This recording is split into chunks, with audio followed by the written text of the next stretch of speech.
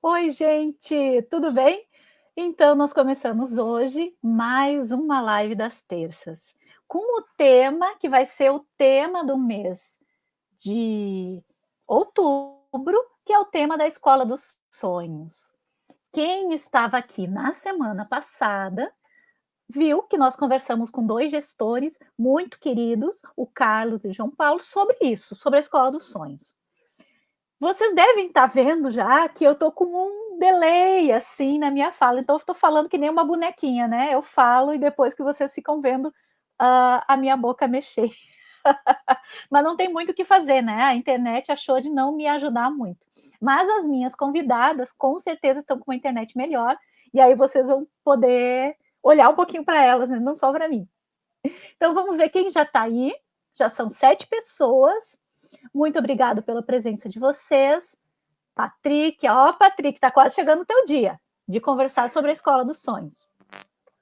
Então, na semana passada, nós conversamos muito sobre essa ideia de uma escola que se constrói a partir do nosso sonho e que é necessário ter um sonho. Né? Vocês já pensaram sobre isso? Que sonho de escola vocês têm? Então, para conversar sobre isso, eu estou trazendo duas pessoas muito queridas que já são figurinhas marcadas aqui na live das terças, a Juliana e a Léa. E a Juliana que teve a grande ideia, né? Ou me deu o insight, né? Não sei se a ideia foi dela ou foi o que nós juntamos, de falar sobre isso, de que se constrói uma escola a partir do nosso sonho. Então vamos dizer boa noite para as meninas que estão chegando aqui. Sejam bem-vindas. Oi, oi, oi. Olá, boa noite. Então, já tem gente aí, já são 11 pessoas para nos ouvir, olha que joia. Ótimo. Que bacana. E a gente pede sempre, né, para vocês comentarem aí, escreverem nos comentários as perguntas que vocês têm a partir daquilo que nós vamos contando, que nós vamos falando. Então, para começar a nossa conversa sobre a Escola dos Sonhos, cada uma de nós vai falar um pouco sobre o que motivou a gente a perseguir esse sonho. Quando é que a gente percebeu que essa Escola dos Sonhos se transforma? A partir da nossa ação. E também, como é essa escola que a gente sonha? E para começar a conversar, a Juliana, né, pela ordem alfabética, vai primeiro. Adorei essa ordem alfabética. Joyce, foi bem bonita a nossa história da Escola dos Sonhos. Foi um dia, entrei na tua live atrasada, assim, né? Sempre na correria, mas entrei e disse, não, ainda dá tempo de pegar pelo menos uma parte. Peguei uma parte em que a gente falava muito da questão dos dilemas da escola, ler alguma coisa sobre isso. E aí eu lembro que eu comentei, assim, que a gente viveu uma escola que era um pesadelo, né? E quando a gente se torna parte da escola, ao invés de fazer a escola dos sonhos, muitas vezes a gente reproduz aquele pesadelo que a gente viveu. E foi daí mais alguém colocou alguma coisa, então surgiu a ideia da escola dos sonhos. E eu posso dizer que quando eu penso na minha história com a escola, e quando eu penso na meu início de trajetória como estudante, eu posso falar, sem sombra de dúvidas, que vivi, sim, alguns pesadelos, né? Fui aluna da rede pública municipal, década de 80, década de 90, um pedacinho ainda. E vivi algumas coisas que realmente não tenho desejo de ver as nossas crianças vivendo. Mas também faço um pensamento de que tive uma professora, né, e eu sempre faço questão de falar dela, era a professora Márcia Berren, foi minha professora da terceira série na Rodrigues Alves. Ela foi aquela professora que olhou para aquela aluna que só incomodava e tentou encontrar nela o que aquela pessoa tinha de potencial que ela pudesse usar e explorar. Né? E a nossa história foi bem assim. Eu lembro que eu estava na segunda série uma vez, pedi para ir no banheiro e fiquei brincando no banheiro com uma coleguinha, né? Na segunda série, isso. E daqui a pouco a gente olha assim e vê ela vindo, né? E ela passa por nós e diz assim, professora da terceira série, Juliana, no ano que vem tu vais aprender como é a postura de um estudante. E eu, meu Deus, né? Não quero nada, aquela coisa. E, gente, e fui, né, para a terceira série, e era aquela época, assim, que aquela era a professora da terceira série, né? Então, fui para a terceira série, né? Já comecei, acho que já comecei me comportando um pouco melhor, né? Depois daquilo, né? Aquela coisa já, né? E ela, na verdade, fez exatamente isso. Ela me ensinou a ser estudante. E ela me pegou por uma coisa que hoje a gente fala muito, que é a questão da pesquisa. Eu me tornei uma pesquisadora na terceira série com a professora Márcia. Porque era um tempo em que a gente fazia pesquisa e apresentava lá na FENAC. Quem está ouvindo e é dessa época vai lembrar com certeza. Só que era assim, era um trabalho da escola que era escolhido para ser apresentado na FENAC. Então, todo mundo se empenhava muito, né, em fazer um ótimo trabalho. E daí, então, a gente fez na turma um trabalho de pesquisa sobre o piolho. Eu lembro tudo, assim. Que daí a gente fez um trabalho, pesquisou por que as crianças pegam piolho, aquela coisa toda. E tinha um microscópio com uma lâmina com piolho, e aparecia o sanguezinho dele dentro, né, aquela coisa assim, todo mundo admirou muito aquilo. E o nosso trabalho foi escolhido, então, para ir para a FENAC. E qual não foi a surpresa, porque a professora Márcia reuniu a turma e disse, bom, agora, então, eu vou escolher, né, 2 alunos para representarem a nossa turma lá na FENAC, então, apresentando o trabalho. E o que a professora Márcia faz? Escolhe a pestinha aqui para apresentar o trabalho lá na FENAC. A pessoa nunca mais deu problema para a prof. Márcia, né? Porque virou a pesquisadora, a apresentadora de trabalhos. E aí tinha também um projeto naquele tempo que chamava Agentes Ecológicos. A gente tinha um boné verde, assim, que a gente usava, e tinha horta na escola, daí eu comecei a participar daquele projeto também. Então, eu acho que muito do que, para mim, quando eu me tornei professora, e me tornei professora, semana passada ainda contei isso em algum outro momento, me tornei professora para realizar um sonho da minha mãe, na verdade. Minha mãe morava no interior, né, bem família de agricultores, assim, não... Mas tinha coisa de querer ser professora, mas lá a escola era só até a 4ª série. Então, ela foi até a 4ª série e depois foi trabalhar na roça. Mas o sonho de ser professora ficou, né? E a minha mãe foi me dizer, não, eu quero que tu seja professora. Eu fui, tá, gente, juro, fui só para cumprir o papel, assim, para minha mãe. Pensava, não, isso aí não é para mim. Fui fazer o estágio. Eu lembro como se fosse hoje, assim, ali os primeiros dias do estágio.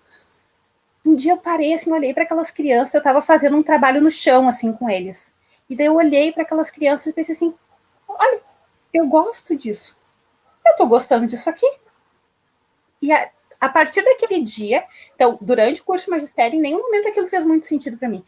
Foi fazer sentido para mim lá dentro da escola.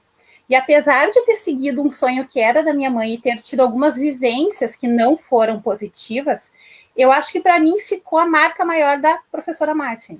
A marca da pesquisa e a marca principalmente dessa coisa de olhar para esse sujeito, para esse aluno e o que tu tem aí que eu posso tirar?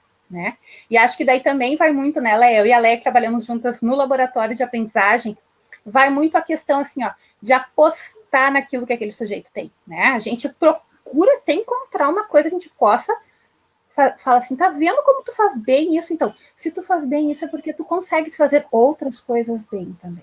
Então, é nessa linha aí que eu acho que eu acabei seguindo, assim, durante a minha carreira no magistério, nessa busca do que cada sujeito tem de bom e nesse sentido, já vou adiantando um pouquinho aí da Escola dos Sonhos, né, de hoje, eu acho que tem muito dessa coisa, assim, de não só a professora com o aluno, mas a gente em todos os segmentos, né, de conseguir olhar para porque todo mundo tem de bom, porque todo mundo tem alguma coisa de bom e todo mundo está fazendo o seu melhor. Às vezes é difícil de acreditar, mas sim, cada um está fazendo o seu melhor e acho que é isso que eu carrego, assim, um pouquinho comigo, de acreditar mesmo nas pessoas. Puxa vida, muito legal. Eu queria dizer um oi para o professor José Breno da Cruz, que está aqui assistindo a gente. Ele disse que nos 28 anos de Fundação Liberato vivi muitos momentos de uma escola dos meus sonhos, mas também vivi pesadelos.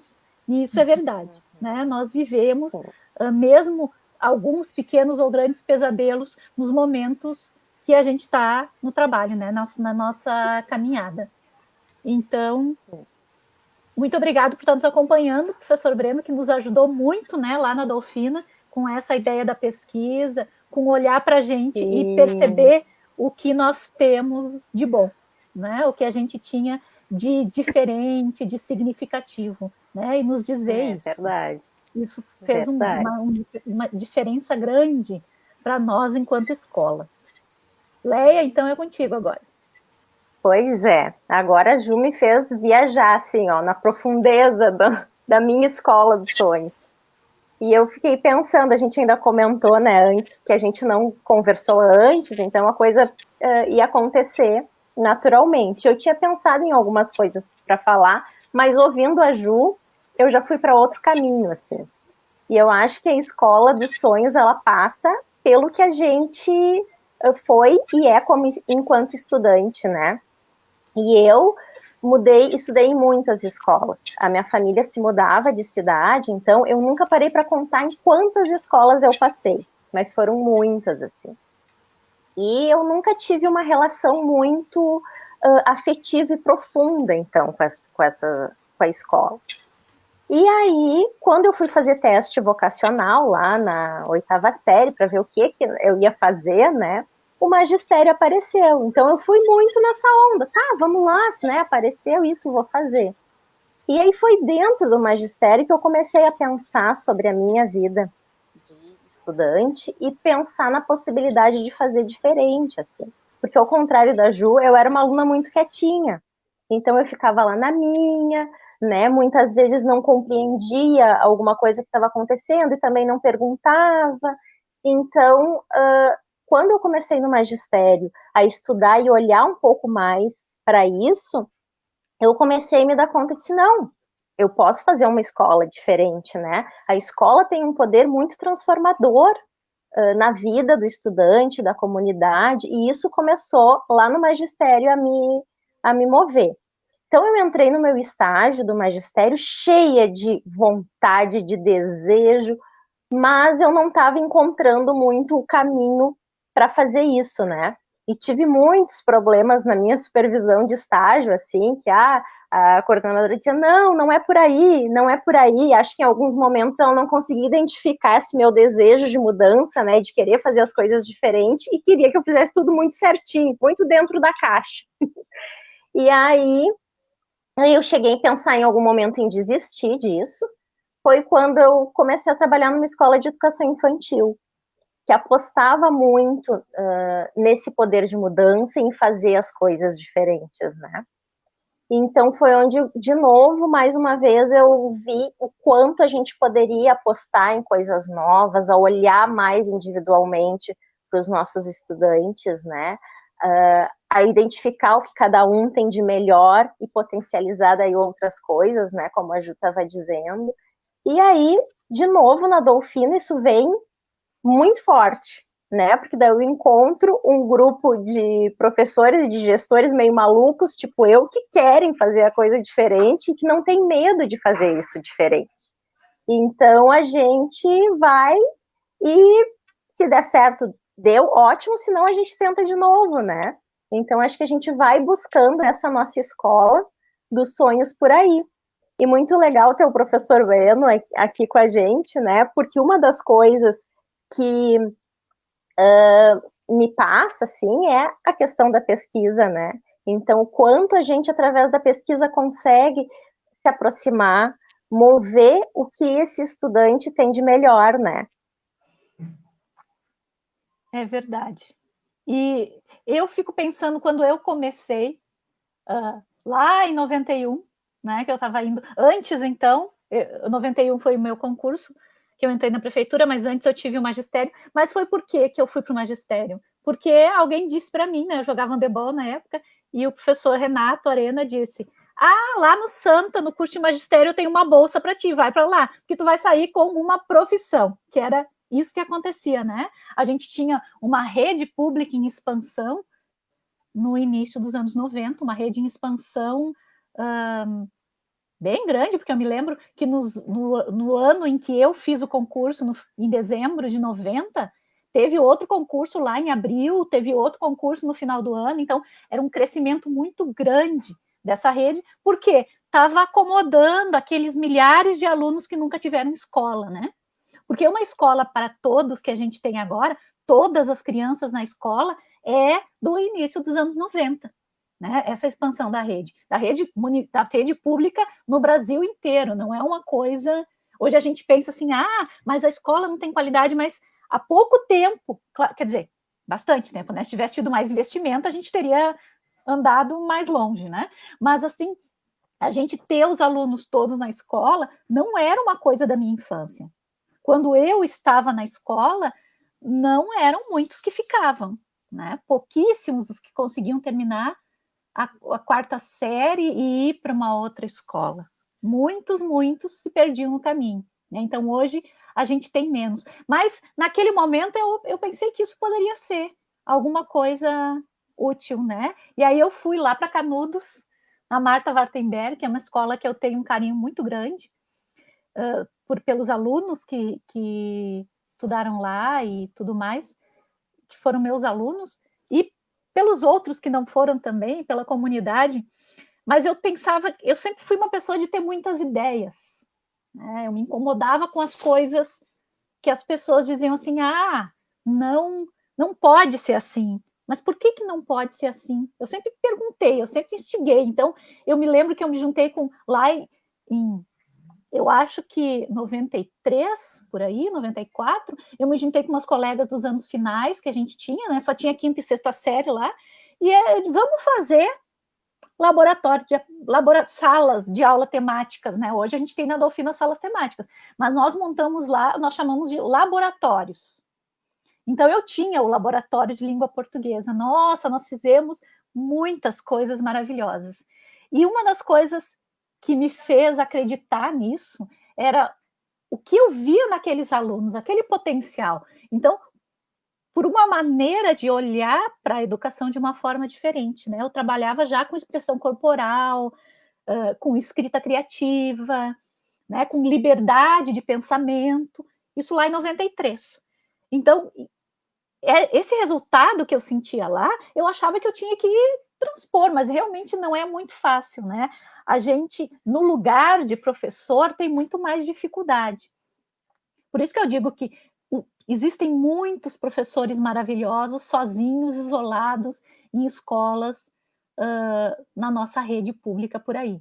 Muitas pessoas que poderiam realizar grandes coisas, que se sentem sozinhas e que têm o seu sonho, eu acho que cortado, né? Ou transformado em pesadelo, porque estão nesse lugar, né? Nessa cultura escolar do professor, né? Que consegue fazer tudo sozinho, que tem que dar conta de tudo sozinho, e dessa falta de coletividade. Então, a nossa próxima fala, depois eu quero que vocês comentem um pouquinho, né? A Ana Paula está dando um oi, acho que foi na escola da Ana Paula que tu começou, né, Lé? Essa escola de educação infantil. Semana passada. Foi a Rolimã. Isso mesmo. Semana passada eu vi uma Ana Paula Moura e eu achei que era ela. E eu fui legal, porque não era, né? A pessoa era outra. Eu vi na hora, percebi. Mas tudo bem. Mas hoje ela tá aí, viu? Mas hoje, pois é, não estava na semana passada, tive que dar esse fora, mas hoje ela tá aí. Então, agora, cada uma de nós vai falar um pouquinho do que a gente acha que é importante, imprescindível para uma escola, para a escola dos sonhos da gente, né? Porque essa escola dos sonhos é uma escola transformadora, né? Que vai transformar práticas, pensamentos, sentimentos, ideias, que vai transformar a gente também, né? Porque se a gente não se transforma na escola, não tem transformação nenhuma. É isso que nós não temos como ficar iguais depois que a gente passa por um processo de coletividade. Né? Então, cada uma de nós vai falar um pouco do que é imprescindível. Né? A Andréia está rindo de mim ali. Essa é a Ana Paula certa. Essa é a Ana Paula certa. Né? Ai, que coisa. A Andréia não ia perder, né? Claro que não, né? Então, aí vocês podem colocar nos comentários também o que vocês acham que é imprescindível para essa escola dos sonhos.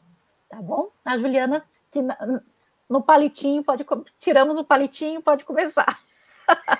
Sabe, já estava te ouvindo falar desse papel transformador da escola e vou sempre voltar para o que aconteceu comigo quando eu cheguei na Dolfina, né? Quando eu cheguei na Dolfina, eu já tinha alguns anos de rede, fui estagiária, enfim, e eu lembro muito da Andréia dizendo assim para mim, Ju, tu tem que ir para a Dolfina, tu tem jeito de escola grande, Ju, tem que ir para a Dolfina, tu tem jeito de escola grande, eu lembro muito dela me dizendo isso. E eu fui para a Dolfina, então, né? E quando eu cheguei na Dolfina, a primeira coisa que me assustou foi o tamanho, o número de pessoas, óbvio, né? E o quanto, depois desse susto, o quanto o trabalho de vocês como equipe, e aí vem a minha fala de um dos aspectos que, para mim, é muito necessário na Escola de Sonhos. O trabalho de vocês como equipe, no sentido de vocês terem um projeto de escola. Né? Vocês sabiam o que vocês estavam fazendo. Vocês sabiam, né, o que vocês desejavam, que vocês desejavam uma escola democrática, uma escola inclusiva, e por isso defendiam esse e esse valor, né? Então, as nossas conversas, elas eram sempre pautadas nisso, né? Nesses valores que vocês defendiam. Eu lembro muito do primeiro momento que eu fui chamada na Dolfina. Todo mundo sabe que ser chamado para conversar com uma equipe diretiva em escola é aquela coisa, né? Claro, agora eu já estou um pouco mais calejada, né? Né? Agora já foi, né? Mas quando a gente está ali no começo, ou ainda, né, iniciando, chamaram, né? A gente já vai. E quando eu cheguei para a conversa, fizeram comigo uma ata colorida. Então, assim, ó, desculpa, gente, da Dolfina dizer isso, assim, para todo o público que nos assiste. Gente, façam nas suas escolas atas coloridas com os professores. Era uma ata colorida. Por quê? Porque eu tinha um quarto ano, né, naquela época, um quarto ano com alunos de inclusão. E como é que eu fiz o meu trabalho naquele quarto ano? Eu tinha alunos silábicos alfabéticos, eu tinha tudo que era nível dentro de um quarto ano. Então, o que eu fiz? Eu dividi eles em grupos e trabalhava com eles assim, em grupos, né? De vez em quando eu misturava, de vez em quando era em grupos, mas fazendo sempre esse trabalho dentro daquilo que eu já sabia em que estágio que eles estavam de leitura escrita para poder realmente dar andamento a isso. E elas me chamaram, então, para fazer uma ata colorida por causa desse meu olhar individual de cada um dos meus alunos, né? E aí, ali naquela conversa, elas já pontuaram algumas coisas para mim do que era importante, como elas pensavam esse projeto, porque era o primeiro ano delas também. O que elas pensavam com esse projeto de escola.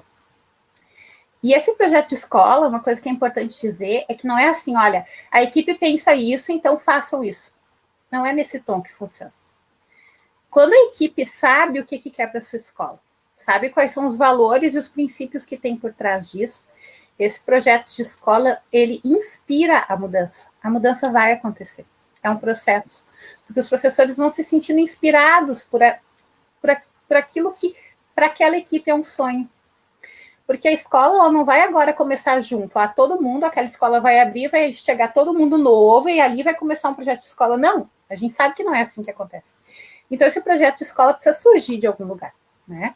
E quando a equipe tem isso muito claro, o que quer, né? E consegue inspirar os seus professores e trazer eles juntos para esse projeto de escola, aquilo que é valor para aquela equipe, aquilo que é sonho para aquela equipe, vai ser a transformação que vai acontecer com o professor também. E aí eu me coloco, né? Na transformação que eu vi acontecer comigo ao longo dos meus anos na Dolfina, assim.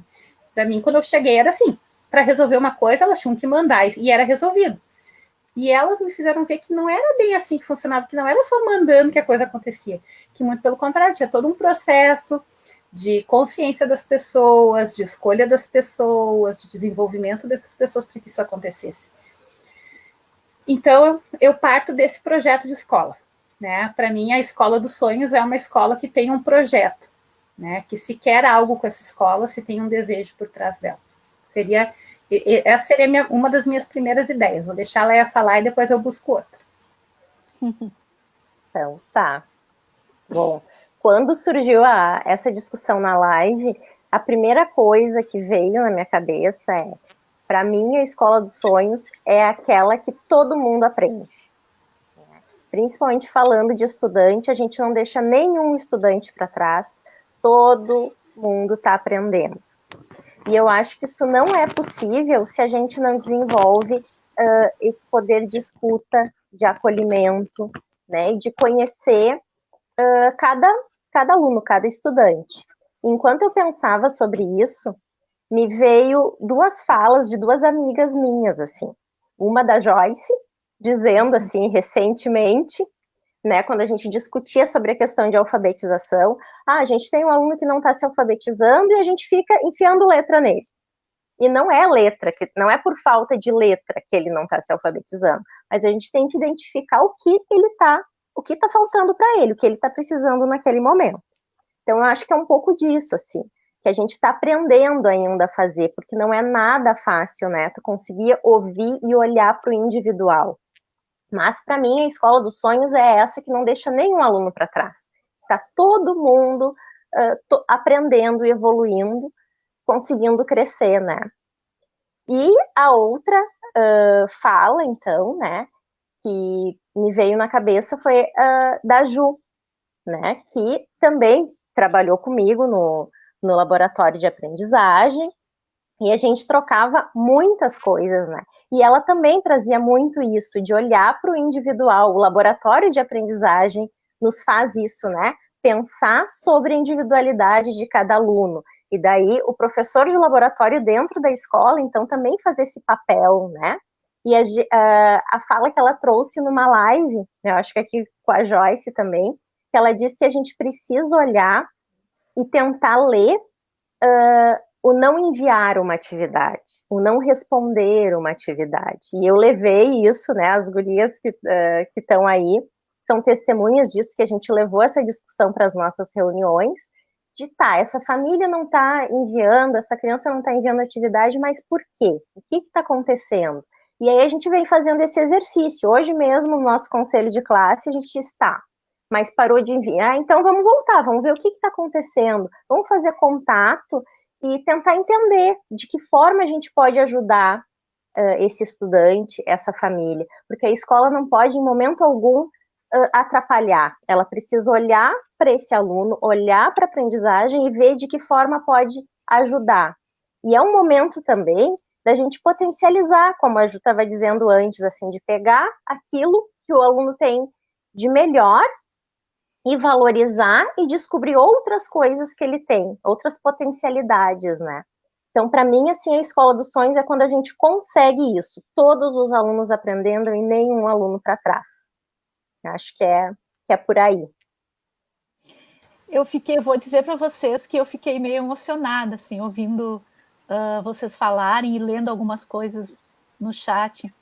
Lembrar dessa coisa da ata colorida, eu fiquei pensando, porque muitas vezes, e aí eu acho que para uma escola realmente ser transformadora, as pessoas precisam compreender o que é o meu sonho e o que é o sonho dos outros, né? Então a gente não pode ter um sonho tão restrito que não cabe mais ninguém dentro dele.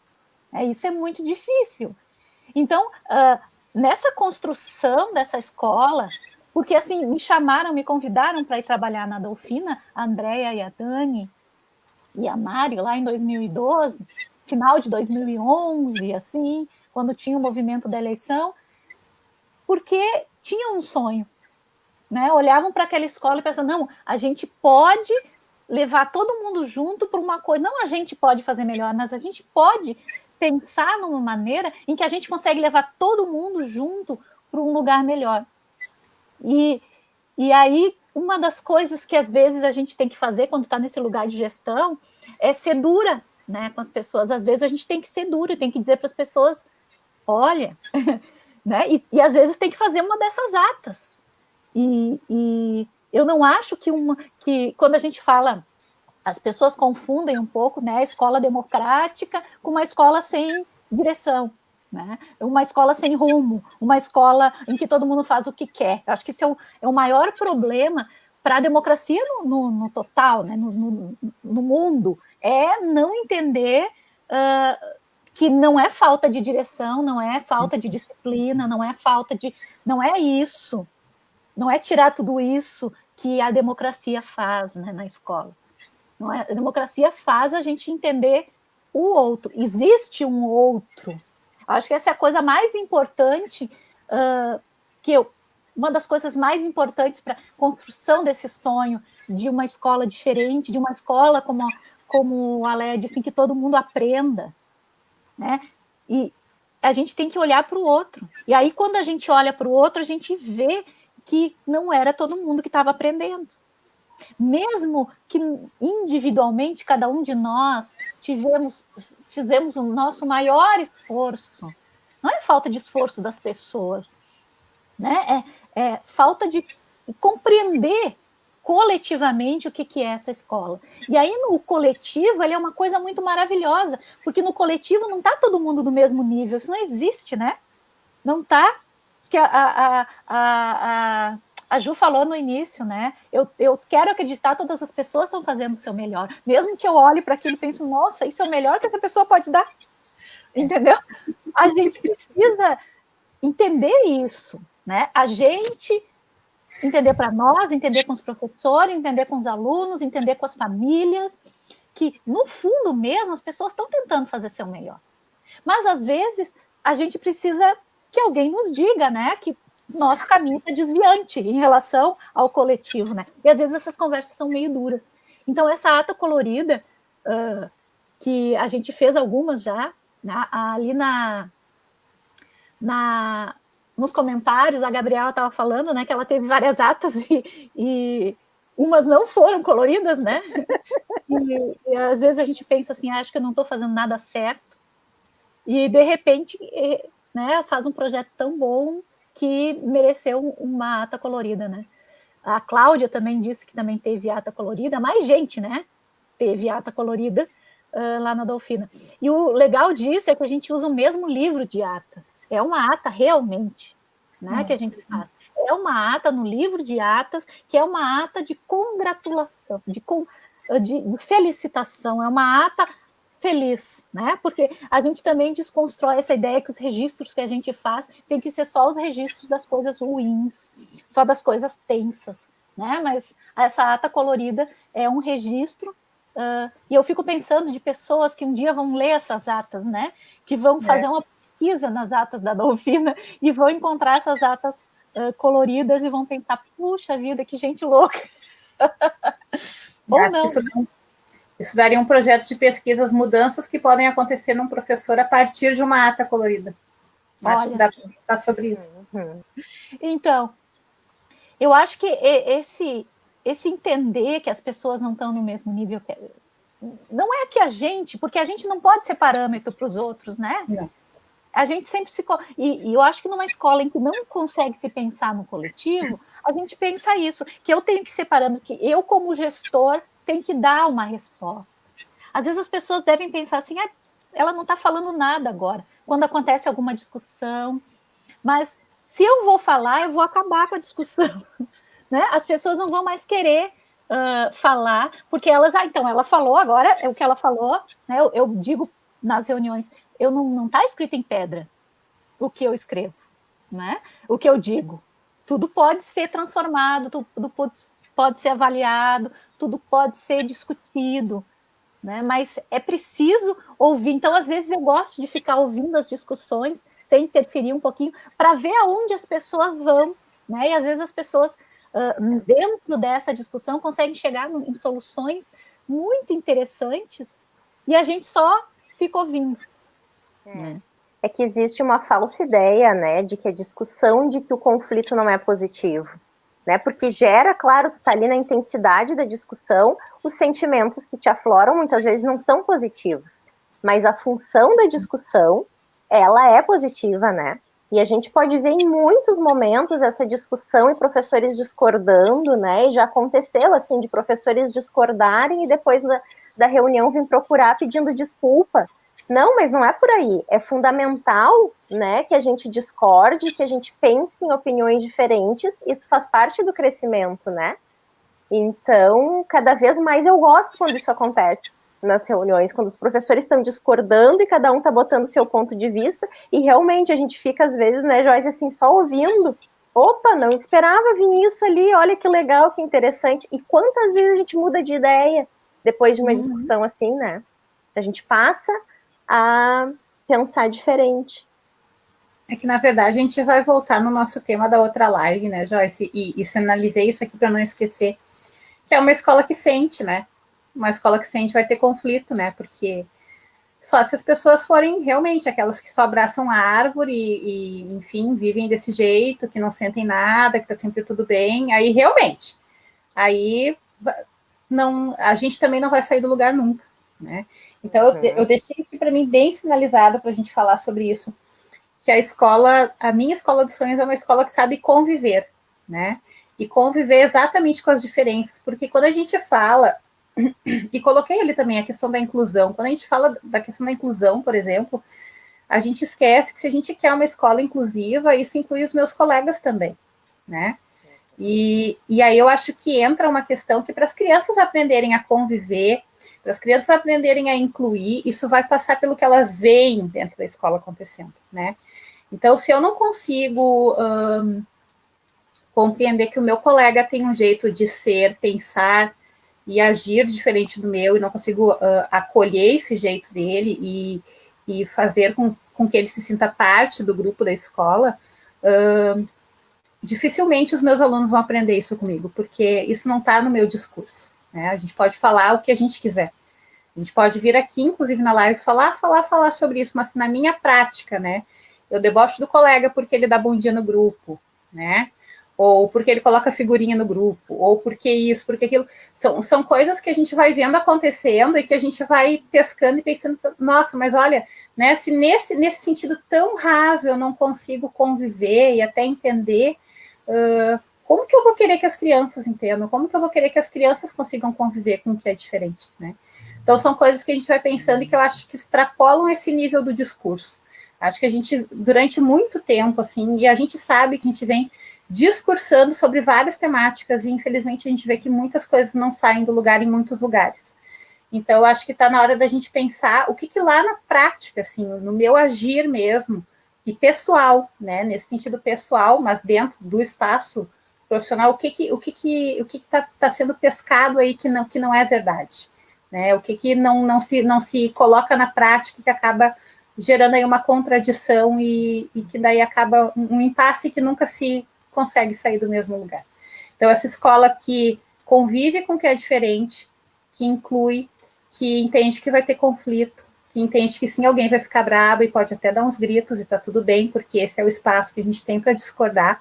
Depois a pessoa se acalma, se retoma, enfim. Acho que é a escola que sente, que inclui e que consegue compreender o diferente também. É um sonho para mim. Já vivi esse sonho. Eu sei onde acontece. Eu acho que a inclusão... e aí, hoje a gente está... Eu não sei se vocês, mas eu estou muito chateada, né, com essa discussão dos alunos não serem mais incluídos nas turmas regulares. E eu vi uma fala... acho que a minha escola de sonhos não é assim. Não é uma escola que segrega as pessoas. Pelo jeito que elas aprendem ou pelas condições que elas têm. E eu vi logo no início dessa discussão, quando saiu, uma professora aqui de Novo Hamburgo que fez um comentário, e eu agora não posso dizer quem é, me desculpe, né, a pessoa que eu estou usando a ideia dela sem dizer quem é, mas ela disse assim, quando eu era criança, em Novo Hamburgo, eu estudei numa escola pública, né, de Novo Hamburgo, e ela tinha uma classe especial. E eu não era uma aluna da classe especial. Mas as crianças da classe especial nós tínhamos medo dessas crianças. Eles eram assustadores, né? Eles eram temidos, eles eram debochados. Ninguém queria ser eles. Eles eram, eu acho que a escória da humanidade, da escola. Eles eram, se tem um esquema de castas, né? Eles eram a casta Dalit lá, os intocáveis. E como isso se transformou. Eu tenho várias críticas ao que se trabalha com as questões da inclusão, não pela lei, mas por não conseguirmos colocar a lei em prática dentro de todas as coisas que a gente deveria ter para oferecer para essas crianças, né? Sim. Mas isso não significa que botar eles de volta para salas, para classes especiais, seria melhor, né? Nós vamos de novo o quanto essas crianças, e eu vejo lá na Dolfina, eu já vi em outras escolas, o quanto essas crianças são felizes e como nós, as outras crianças são felizes em conviver com elas, né?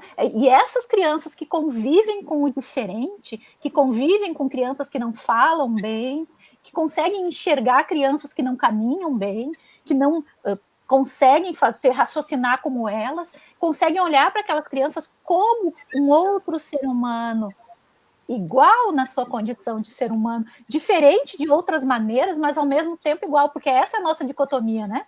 Nós somos iguais e nós somos diferentes. Né? Nós não somos só diferentes, nós somos iguais também em muitas coisas. Então, essa é uma das coisas importantíssimas numa escola. De sonho, para mim, é essa questão uma escola que inclui, que é uma escola inclusiva. Daí, como a Ju disse, não só inclusiva para os alunos, porque daí a gente faz aquela coisa assim, nós, de novo, nos colocamos num lugar de professor, né? Então, nós incluímos eles, né? Não é nós e eles, mas é nós. Né? Isso é uma coisa mais difícil de conseguir quando a gente...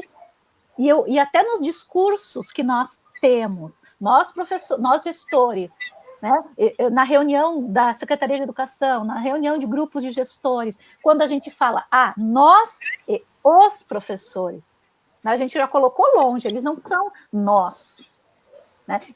O que nós vamos fazer para os professores? Eu falo assim também.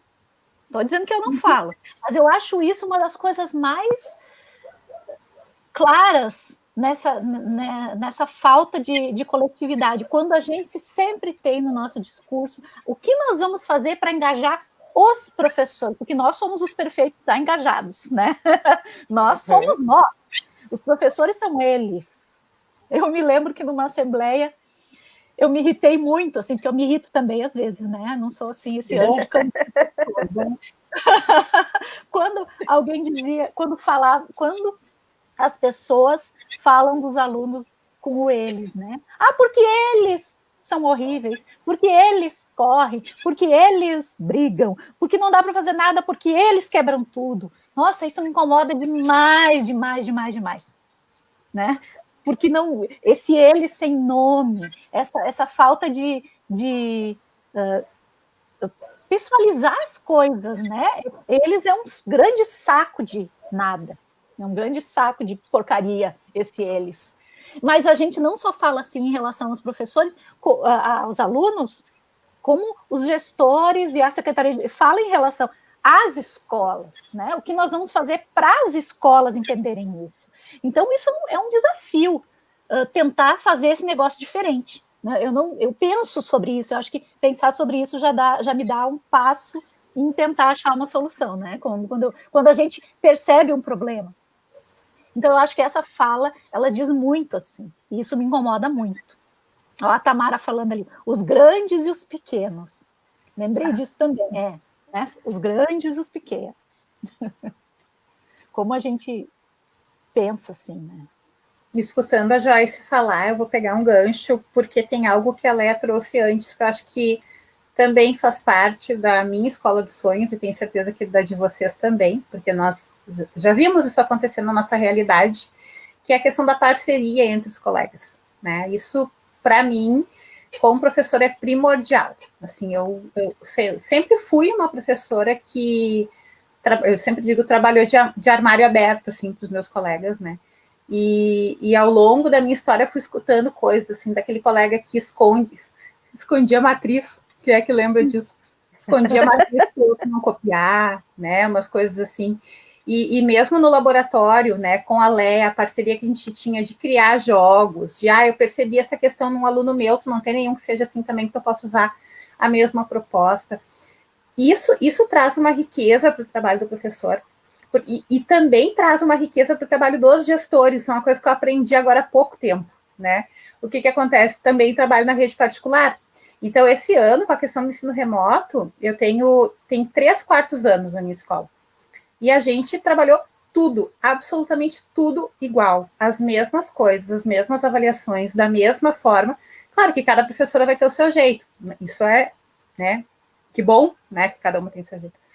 E aí, o que acontece? Um dia, conversando com a minha gestora, ela disse assim, isso é muito bom para a gente, porque daí a gente sabe que as 3 turmas trabalharam as mesmas habilidades, né? Quando elas chegarem lá para o próximo ano, a gente sabe exatamente o que foi, né? O que esses alunos viveram, e isso também nos dá uma segurança enquanto gestoras. Eu fiquei pensando sobre isso também. Todo mundo ganha, né? Tem uns alunos daquele ano, porque tem um trabalho aí reforçado por 2, 3 cabeças pensantes, muitas vezes, e também dá mais segurança também para a equipe. E a Adolfina trabalha nessa pegada também. Eu tive a Leia, eu tive a Liane, eu tive a Lupe, lá no 4º ano eu tive a Nina também. Então, assim, acho que é uma coisa que é bastante importante para a gente poder ter um espaço bem potente, assim, nesse sentido de mais cabeças pensando na mesma coisa. Com certeza.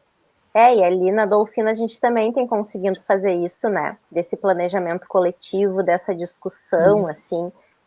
Eu aponto como uma coisa positiva que a gente precisa olhar durante a pandemia, que é esse ritmo, assim. Que no ritmo normal de escola, a gente planeja muitas atividades, o professor lá na sala e vai fazendo muitas atividades por dia, né? E agora, então, a gente se reúne, a gente faz um número reduzido de atividades, mas é uma atividade muito pensada, muito discutida, então onde todo mundo é ouvido, né? E coloca o seu ponto de vista e ajuda a clarear a ideia e se coloca no lugar do estudante, se coloca no lugar da família que vai receber, tentando encontrar o melhor jeito de fazer educação nesse momento, né?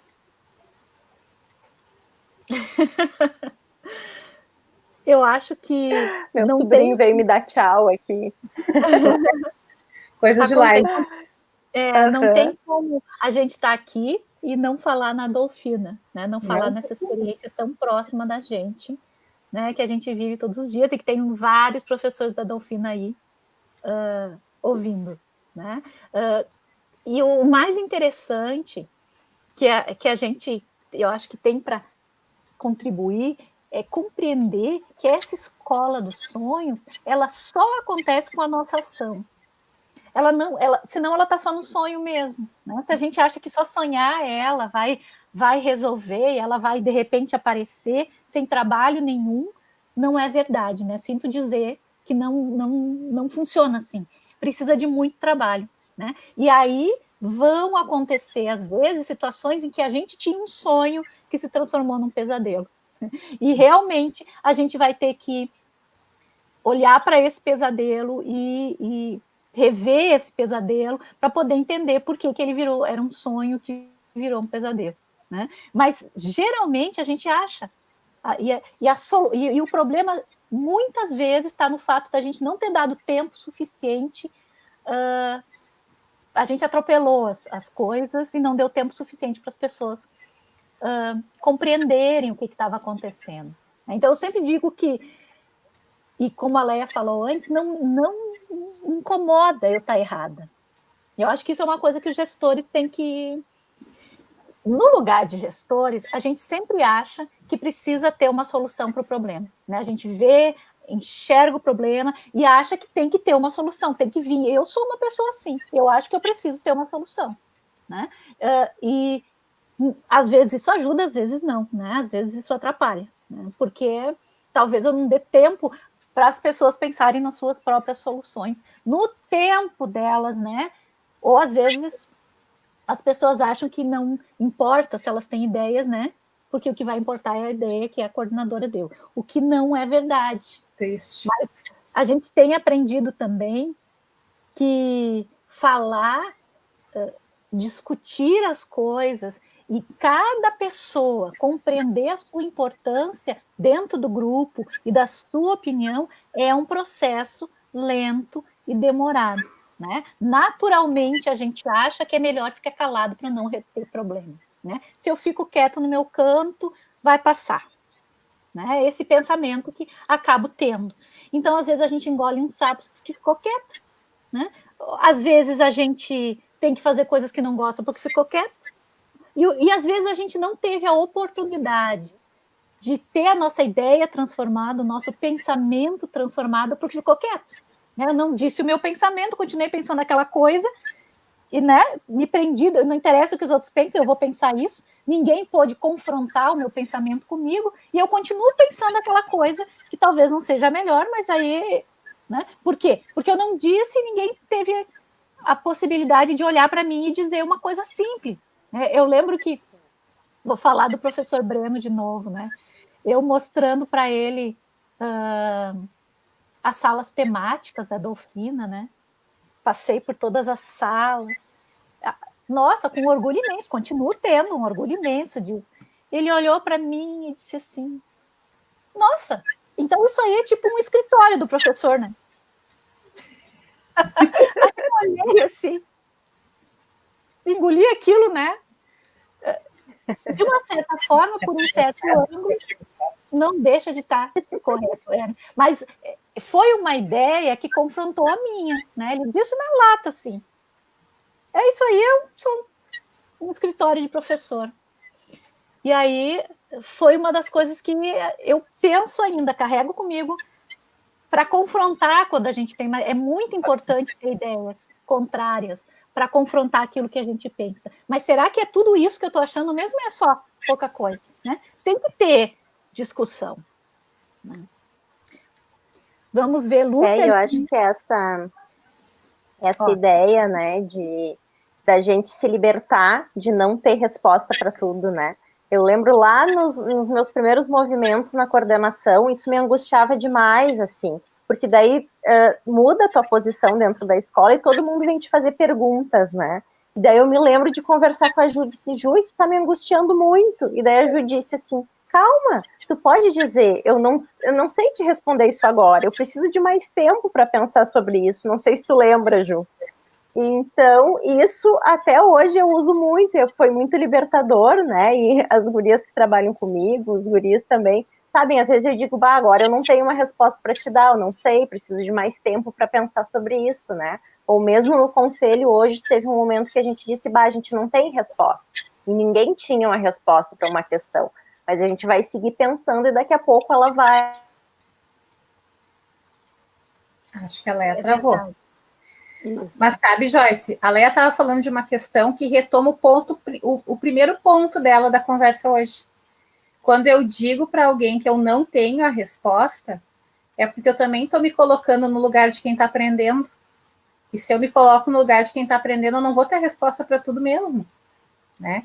Então, retoma aquela primeira ideia dela. Por isso que talvez tenha feito tanto sentido para ela, a coisa de espera, eu não sei agora, eu vou saber depois. Preciso pensar mais um pouquinho. E sabe que isso antes tu falava e a Leia trouxe agora, e eu fiquei pensando numa outra questão que eu acho que diferencia uma escola dos sonhos de uma escola dos pesadelos, então, né? A escola dos sonhos é uma escola em que a liderança, ela é uma liderança compartilhada. A diretora, a vice-diretora, os coordenadores, eles conseguem entender que outras pessoas podem ser referências lá dentro também. Enquanto tu falava de ter um problema, eu pensei, por exemplo, lá na Dolfina, pensei na Nara, né? A Nara, para mim, enquanto eu trabalhava na Dolfina, ela era uma referência para mim na resolução de problemas. Quando eu tinha um problema pessoal ou profissional, eu encostava do lado da Nara, parece que eu vejo ela arrumando assim as hortas com as crianças, né? E eu encostava do lado dela e dizia, ô Nara, tal coisa, o que tu acha disso? Daí ela, com aquela sabedoria, Ju, eu penso que tu pode esperar um pouco mais, né? E daí ela me dava um conselho e tal. Essa questão, assim, ó, de outras pessoas poderem ocupar espaços, né? Acho que isso também é importante, assim, de não ser, assim, só a diretora que tem que resolver um problema. É claro que tem coisas que competem só a essas pessoas, mas elas não vão deixar de ser importantes se algumas pessoas também forem referências dos colegas. Muito pelo contrário, vai dividir um fardo, né? No momento que isso acontecer. Acho que nesse sentido, assim, também, na minha escola dos sonhos, a liderança ela é compartilhada porque todo mundo é líder, né? Todo mundo tem essa capacidade, todo mundo tem competências diferentes que podem ser usadas para determinadas questões dentro da escola. O que tu acha? Agora, falando uma coisa, daqui a pouco a Leia consegue voltar, né? Vamos esperar. Ó, a Andréia comentou aqui, a Nara é nossa jardineira conselheira, querida. Sabe que muitas vezes eu vejo pessoas conversando, e outros gestores, e a gente tem muito na escola uma coisa de ciúme, né? Dos espaços que as pessoas ocupam, né? Muito triste isso, na verdade.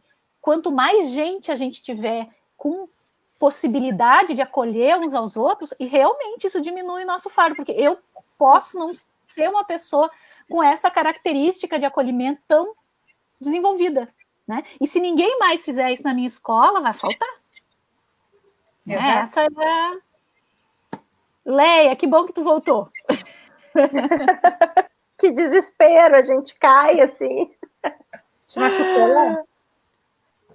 Ai, um pouquinho. Mas tá tudo bem. A gente cuida de...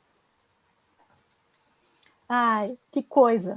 Tá meio travada, que a imagem para mim ainda tá travada. Mas, gente, nós já temos 55 minutos de conversa, não deu nem para perceber que, assim, nós já chegamos no finalzinho da nossa live, nos últimos minutos. Tem 19 pessoas nos acompanhando agora, muito carinhosamente nos acompanhando, porque eu acho que a gente já está formando aqui nas terças-feiras um grupo de pessoas acolhedoras, assim. Né? Chega gente diferente, mas tem um grupo de pessoas que vai ficando, né? Na maior parte das lives. E eu fico muito feliz de estar construindo junto com vocês isso daí. Né? E aí eu gostaria que, então, a Ju e a Leia dessem a sua palavra final para a gente poder encerrar essa live. Eu penso que a gente encerra com esse pensamento dessa escola que permite que as pessoas sejam quem elas são, né? Essa é a minha escola dos sonhos, que sim, nós temos defeitos, temos qualidades, potencializamos as qualidades, ajustamos os defeitos, às vezes os defeitos até podem vir a calhar em algumas situações, mas que as pessoas possam ser quem elas são, né? Que a história delas possa fazer parte da escola e que elas consigam se sentir bem sendo quem elas são dentro do espaço escolar. E quando isso acontece num projeto de escola, então, né, eu acho que a gente vai ajustando os outros segmentos. Acho que a gente nem falou dos pais. Acho que isso seria, daqui a pouco, Joyce, convidar os pais da Dolfina, não sei, para falar sobre a Escola dos Sonhos. Olha eu dando ideia. Tá bom, vou parar de ligar. Tá? Mas seria algo a pensar. Porque... Semana que vem ainda vai ter alguns alunos. Eu tô louca para conhecer o Patrick, né? O Patrick vai estar aí semana que vem, eu tô louca para ver ele, eu não vou perder. Então, acho que fica nesse sentido. A gente poder acolher as pessoas como elas são. Todas as pessoas, independente de cargo, função, acolher quem são e permitir que sejam quem são. Acho que, para mim, essa é a escola dos sonhos. Muito bem. Leia, tuas últimas palavras antes de cair de novo.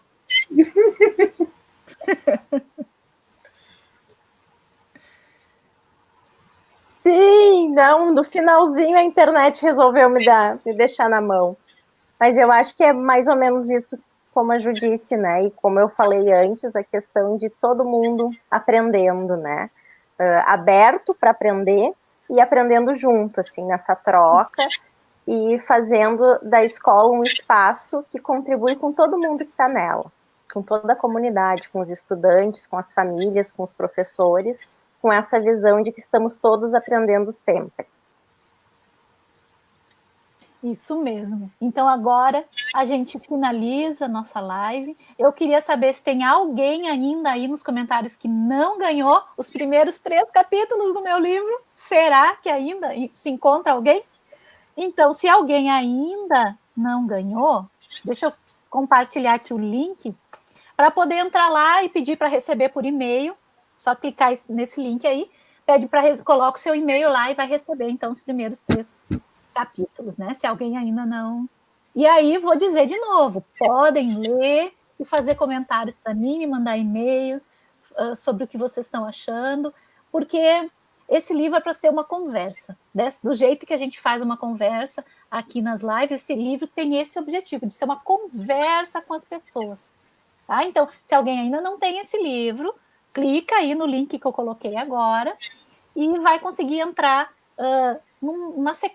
todos os links para as minhas redes sociais, mas ali no e-mail, receber por e-mail, vocês colocam o seu e-mail e vão receber. Certo? Daí agora eu vou fazer rapidinho uma propaganda das outras lives. Então, essa semana, que é a semana do Dia do Professor, na quinta-feira a gente vai ter uma live extra especial, super maravilhosa, que eu vou trazer, estou muito feliz de trazer, 7 dos meus colegas que foram educadores nota 10 comigo no ano passado. Então, eles não podiam na terça-feira, a gente fez um esquema, então vamos falar no Dia do Professor.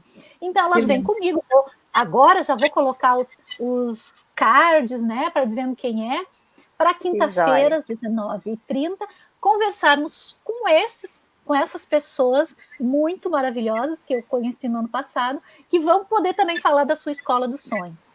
Na semana que vem, nós temos alguns jovens, uns bem mais jovens, outros um pouquinho menos jovens, que vão falar sobre a visão dos estudantes da Escola dos Sonhos.